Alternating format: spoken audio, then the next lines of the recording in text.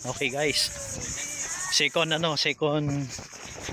couple na horseshoe crab. Yan o. Alright. Uy, iba to, mas malaki to kung sa kanina. Yan o. Yan. Pangalawa na, no? Pangalawa na to. Nagsisipaglabasan sila kapag ganito. Yan o. Laki. Yung malaki na yun, yan yung babae. Ito naman yung maliit, yung lalaki. So ano to siguro, no? Season ng mating nila ngayon. Mating season. Ha. Grabe oh. Lupit. Yun. Hello. Wala, sige.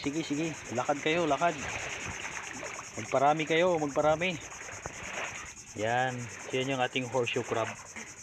Dito lang sila oh, sa may bakawan. Sa tabi ng ano. Yan yung bahay ng ate ko. Yan oh. Dito lang. Dito lang sila naglalakad. Yan oh. Grabe. Kasi pangalawang ano na to, pangalawang couple na to. Bali apat na yung nakita natin.